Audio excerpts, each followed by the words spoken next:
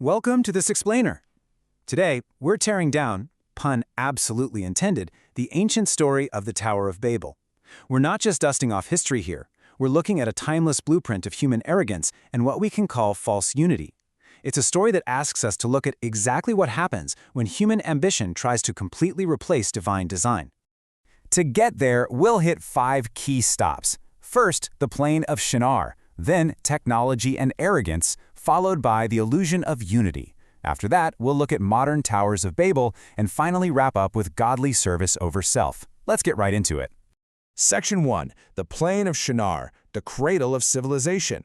So picture this. It's the post-flood era, and humanity is migrating down from the mountains, heading straight into the lush, fertile plains of Mesopotamia. Now, God had given a pretty clear instruction to spread out, but instead, the people moved east and just settled. This single decision kicked off rapid urbanization and a massive tech boom in early cities like Urk and which eventually led to the construction of those massive towering structures we know as ziggurats. The name Shinar itself is actually wild.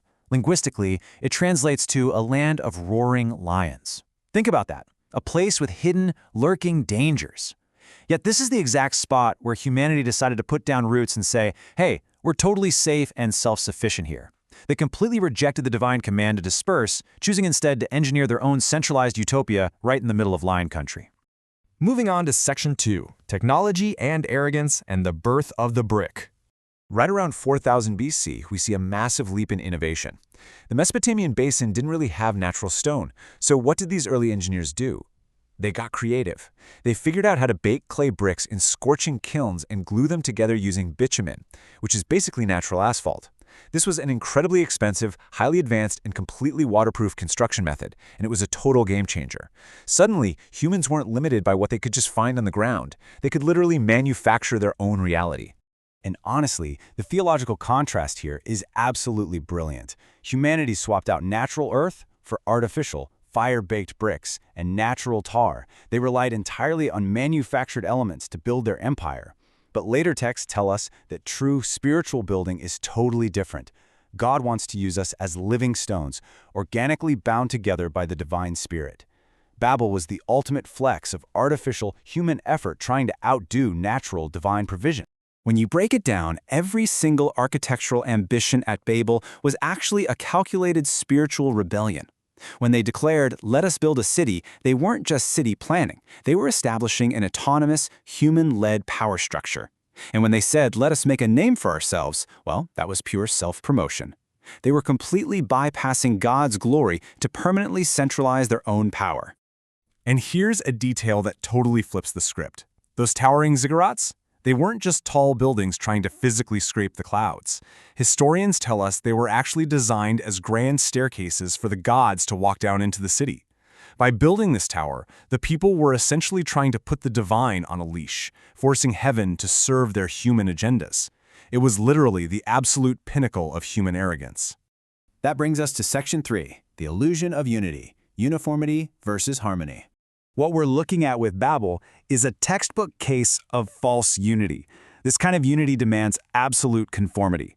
Think about it. Everyone had to speak the exact same language, hold the exact same ideology, and grind away for the exact same humanistic project, mostly because they were terrified of being scattered. But true unity actually celebrates diversity. It's a beautiful harmony of completely different individuals coming together voluntarily for a higher divine purpose. Not a forced rigid uniformity, just to keep a man-made empire from crumbling. There's an ancient commentary that just hits the nail on the head here. The people honestly believed their technological brilliance was going to reach heaven, but trying to bypass God to achieve greatness, that only builds a monument to human flaws. At the end of the day, the only thing that actually reached heaven was the sheer towering scale of their sin. So when we read about God stepping in to scramble their languages, it wasn't some act of petty jealousy. It wasn't like God was up there feeling threatened by a pile of bricks. No, this was a divine rescue mission. If a totally unified humanity, locked into a single language and a single rebellious purpose, was left unchecked, there'd literally be no limit to the corruption they could unleash. Confusing the languages was actually a preventative measure to stop humanity from fast-tracking its own moral self-destruction. And the fallout from this era was intense. As humanity pushed further and further from God's original design, We even see a severe physical toll represented in the historical texts. Just look at the massive plunge in human life expectancies. We go from the incredibly long lifespans of the post-flood era, dropping to around 600 years, and eventually plummeting to just 175 years by the time of Abraham. As self-reliance and sin spread like wildfire, the actual vitality of human life began to fracture.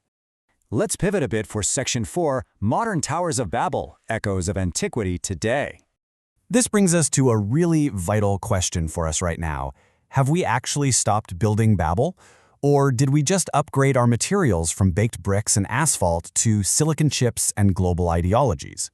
It's kind of crazy how easily you can map these ancient behaviors directly onto our modern world. Think about it. We relentlessly idolize technology like it's going to save us. We build political systems promising humanistic utopias without any need for the divine. We over-rely on sheer philosophical rationalism. And we have these massive digital networks that practically demand ideological conformity while totally replacing genuine spiritual connection. We are literally recreating that exact same ancient desire, preserving and glorifying ourselves completely independent of God. And get this, we can even see literal, physical echoes of this today. For example, the European Parliament building in Strasbourg was intentionally designed to resemble Peter Bruegel's famous painting of the Tower of Babel. It's a pretty stark reminder of just how deeply this concept of monumental, centralized human unity is baked into our global culture. The drive to make a massive name for ourselves is just as alive today as it was way back on the plains of Shinar. Finally, Section 5, Godly Service over Self, and some practical takeaways. So what's the antidote to all this Babel building? We actually find it in the life of Abraham. Abraham was called out of the city of Ur, which at the time was the absolute peak of advanced civilization, extreme comfort, and, tellingly, idol worship. He was told to leave all that behind and step into the totally unknown land of Canaan. Just like Abraham had to walk away from that comfortable, human-centric society, true obedience means we have to step out of our own cultural comfort zones and rely completely on God, not the world's systems. So, how do we make sure we're serving God and not just building our own little mini Babels? We have to ruthlessly evaluate our hidden motives.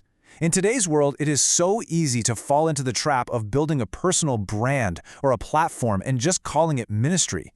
We have to actively choose quiet obedience over the applause of the crowd, always making absolutely sure we're building God's kingdom and not our own. Breaking this cycle in our day-to-day lives basically comes down to 3 steps. First, you've got to honestly recognize the areas where you're relying entirely on your own bricks and bitumen, your own skills and resources. Second, take those personal ambitions and fully submit them to God's will. And third, stop looking for an echo chamber. Embrace the diverse, messy, challenging reality of true God-given unity, instead of settling for the comfortable uniformity of people who just look and think exactly like you do. As we wrap up this explainer, I want to leave you with a question to really chew on. Take a hard look at the projects, the ambitions, and the relationships you're building right now. Examine the towers in your own life and ask yourself, who are they really meant to glorify?